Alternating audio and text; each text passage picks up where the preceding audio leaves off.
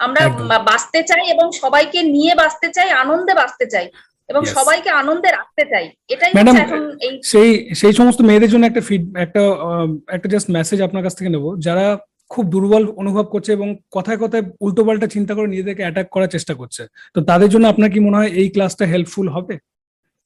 হ্যাঁ, অবশ্যই হবে স্যার। কারণ তারা যখনই জানবে যে লাইফে এই লাইফ একটাই, আপনি যেটা ইয়েস বললেন লাইফ একটাই, এর পরের জন্ম আমরা আদৌ পাবো কিনা কিছুই জানি না, সীমিত লাইফ। তো এইটুকু সময়ের মধ্যে যদি আমরা নিজেরা আনন্দে না থাকতে পারি, অন্যকে আনন্দ, ইয়েস তো কি আছে এর থেকে? তো বেশি কিছু নেই। এরপরে চলে গেলে তো আর কি থাকবে কেউ জানি না ইয়েস আমরা। ইয়েস আজকের ক্লাসটা করলাম, আপনার ভালো লাগলো। তো একটা জিনিস খুব ভালো লাগলো, আমি যেহেতু আমি অ্যাংজাইটিতে আমিও ভুগছি হুম। কিছুদিন হলো। তো আপনি একটা বললেন না যে আমরা ডিসিপ্লিন যদি লাইফে হই, তো ডিসিপ্লিন হতে গেলে আমাদের কিছু কষ্ট হবে প্রথম দিকে লাইফটাকে ডিসিপ্লিনে আনতে গেলে। তো সেই ইয়েস। কষ্টটা অনেক কম, মোর দেন আমরা এখন যে কষ্টটা পাচ্ছি। হুম। তো এখন যে কষ্টটা পাচ্ছি তার থেকে অনেক কম হবে যদি আমরা লাইফটাকে ডিসিপ্লিন করি। এটা খুব ইয়েস। ভাল লাগলো আর কি, বিষয়টা ভীষণ ভাল লাগলো। এবং আরেকটা বিষয় যেটা মনটাকে খুব ছুঁয়ে গেল, সেটা হচ্ছে মাইন্ডকে কন্ট্রোল করতে গেলে আমাদের পাঁচটা ইন্দ্রিয়কে কন্ট্রোল করতে হবে। মাইন্ডকে ইয়েস। কখনোই ডাইরেক্ট কন্ট্রোল করা যাবে না। তো ইয়েস। এই ইন্দ্রিয়কে ছোট ছোট অল্প অল্প ভাবে কন্ট্রোল করে আমাদের এই বিষয়টাকে আমরা চেঞ্জ করতে পারি। ইয়েস। তো ইয়েস। অ্যাকচুয়ালি আমি আমি একজন ওয়ার্কিং উম্যান। তো আচ্ছা। আমার লাইফে বেসিক্যালি কোনো প্রবলেম নেই। আমি খুব মানে অল্প বয়সেই আমি চাকরি পেয়ে গেছি। তো আমার কখনোই কোনো রকম কিছু প্রবলেম ফেস করিনি লাইফে। হুম। কিন্তু বাই জেনেটিক্যালি হয়তো বাবার আছে বলে ওই একটু টেনশন রোগটা হুম। ছিল, বরাবরই ছিল। তো পড়াশোনার সময়ও একটু টেনশন করতাম।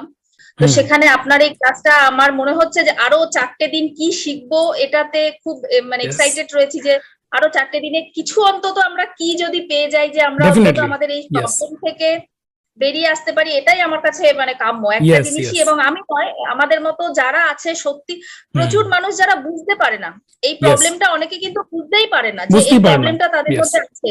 মানে আমি অনেকের সাথে কথা বলে দেখেছি, তারা জানেই না যে এরকম একটা হুম। প্রবলেম হয় শরীরে। একদম মানে একদম। শরীরের রোগটাকে আমরা প্রাধান্য দিই, কিন্তু মনের রোগটাকে কিন্তু কেউ আমরা বুঝতে প্রাধান্য দিন চেষ্টা না। করি না, একদম। যে মনেরও যে একটা রোগ হয়। প্রচুর জনের সাথে কথা বলে দেখেছি তারা এইসব বিষয়ে জানেই না, বরং তারা এটা নিয়ে কান্নাকাটি করছে, কি হবে, মন খারাপ করছে। কিন্তু এটাও হুম। একটা ডিজিজ। তো এটাকে বুঝে এটাকে যদি প্রপারলি সেইভাবে হ্যান্ডলিং করা যায়, আমার মনে হয় সবাই আমরা সুস্থ হতে পারি, একদম সবাই একদম। আমরা সুস্থ হতে চাই। আমরা একদম। বাঁচতে চাই এবং সবাইকে নিয়ে বাঁচতে চাই, আনন্দে বাঁচতে চাই এবং ইয়েস সবাইকে আনন্দে রাখতে চাই। এটাই ম্যাডাম, হচ্ছে এখন এই। সেই সেই সমস্ত মেয়েদের জন্য একটা জাস্ট মেসেজ আপনার কাছ থেকে নেব, যারা খুব দুর্বল অনুভব করছে এবং কথায় কথায় উল্টোপাল্টা চিন্তা করে নিজেদেরকে অ্যাটাক করার চেষ্টা করছে, তো তাদের জন্য আপনার কি মনে হয় এই ক্লাসটা হেল্পফুল হবে?